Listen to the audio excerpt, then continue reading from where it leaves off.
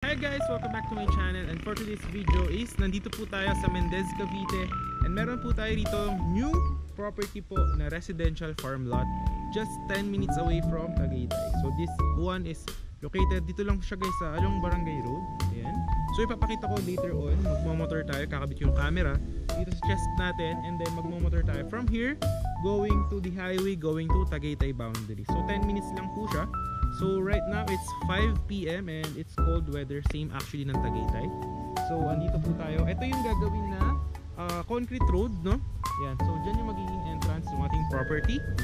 So there will also be lines for electricity and water and perimeter fences, drainage, yan. So magkakaroon po tayo dito ng accessibility. Yan. So ito po yung tanda, yan guys. So from there, yan yung may yellow na yan up to there, yun po yung magiging gagawin natin na concrete road with drainage. Before natin siya lakaran is paliparan muna natin siya ng drone shot that you will see here on 3, 2, 1 para makita nyo po yung ganda nitong property na to. So ito po yung aerial shot niya.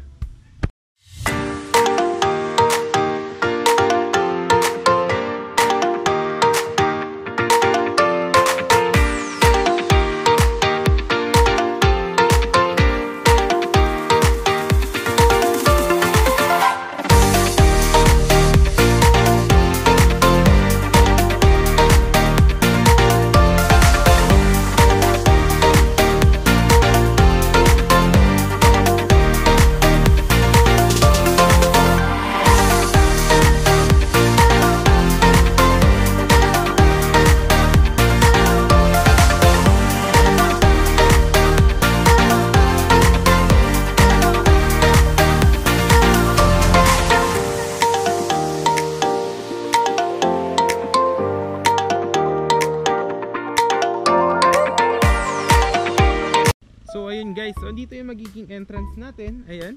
And ang minimum cut po natin dito is 300 square meters. So meron po tayong few lots remaining kasi ito pong project na to is maliit lamang po. Ayan. So mini farm po siya, mini farm residential. So yan, from there yung meron dyang caution up to this one, andun. So yan yung magiging concrete road. Ayan. So yung mga available lots, so gagawin kasi dito ng concrete road natin. So yung mga available lots is around there lang. Andun lang sa may kabila. So turo natin sa inyo para makita nyo din. Tapos perfect siya kasi pwede nyo siya tayo sa future investment nyo na pangarap nyo na dream house, rest house. Yan. Parang yun nandiyan sa tapat. Yan, parang ganyan. So kapitbahay. Yung mga kapitbahay dito mostly mga malalaki lang yung lot. Nasa around 400, 300, 500 square meters. So perfect siya na rest house, mini farm. Lagyan mo ng mga halaman mo, kung platito o plantita ka. So perfect na perfect siya. So yan, ito yung magiging concrete road natin dyan. Yes, diretso po yan dyan. So nakita nyo naman yung drone shot is malaki po yung property na to. And nakagandahan niya, ayun lang siya, ito na yung barangay road. Tapos palabas ng National Highway is around mga 4 minutes lang. Tapos going to Tagaytay is 10 minutes. So actually maganda kasi malamig din. Yan. Alright. So papakita natin sa inyo yung mga available lots. Yan. So dito rin guys. So yan, ganyan siya itsura niya guys, para hinyahan pa lang siya. Yes. So meron na actually dito mga mark. Yan. So from there, yan, magkakaroon dyan ng kalsada pag ganyan, 'di ba? Ito yung magiging yan, yung main concrete road yan dito, diretso. Then magkakaroon dyan ng yan, yung stick na yan, yung may caution. Diyan naman magkakaroon ng concrete road papunta doon. Tapos diretso yan dyan. Then yung mga available lots, nandyan lang sa likod dyan, sa mga pinya dyan. Ayan. Tapos meron din dyan sa may sagingan, meron din doon. Ayan. So mga 300 square meter. And ang lapit mo lang dyan sa may entrance. Yun lang mismo. And lalakaran pa natin iba pang mga available lots. Kasi dito hindi tayo makapaglakad. Pero dito yan, diretso dito yung concrete road. Kaso hindi ko pa siya madaanan kasi hindi pa siya nakiklear. Andun yung equipment. Kung makikita nyo, ayan, i-clear out na rin siya soon. Ayan. So siguro lakaran na lang natin dito sa side na to. But before ko pakita sa inyo iba pang available lots is pakita ko muna if ano ba yung magiging sample na itsura nitong project natin after na matapos ito. So papakita ko sa inyo yung mga sample natin ng mga finish na may mga clients na nakatira. So yeah, papakita ko yun dito in 3, 2, 1. Let's watch our video.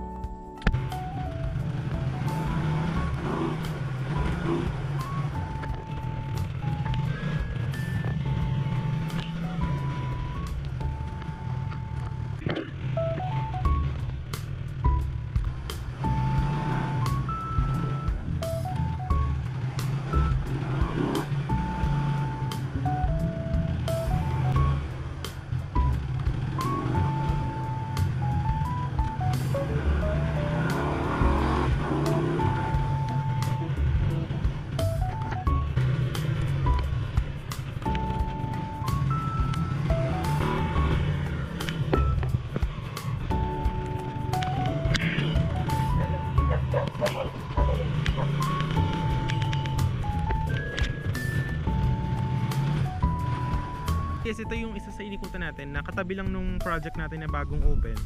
So ganito rin yung magiging itsura nung property after development. So yung sinasabi ko sa inyo, may mga concrete roads. Tapos yan, any house design, pwede rin na parang mini farm, ganyan. So depende po sa inyo. Tapos magkakaroon din yun ng mga lines sa kuryente, ganyan. Tapos yan, pwede rin ng mga malaking houses or what. So yan, mga ganyan. Pwede nyo rin bakudan, tapos lagay ng mga halaman. So depende na po yan sa inyo. So yan, actually dito katabi niya lang din tong yung project namin na yun na bagong bukas. So dito is yung mga client na kumuha dati, yan, natapos na kasi yung development dito. So yan, dito na sila nakatira. So actually mga ano lang to, mga actually 7 minutes to Tagaytay. Yung sa property kanina mga 10 minutes, kasi mga 3 minutes from the property going to this one. So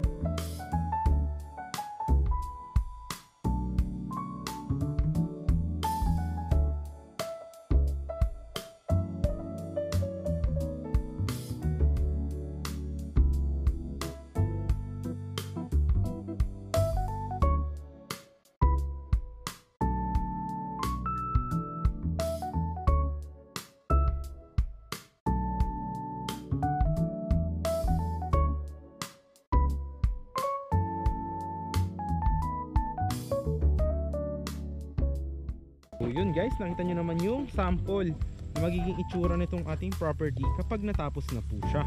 So yan, okay. So from there, yun yung concrete road, dediretso siya dito. Ayan, so yan, yung may mga available tayo dyan na lots. Yan, 300 square meter, 300.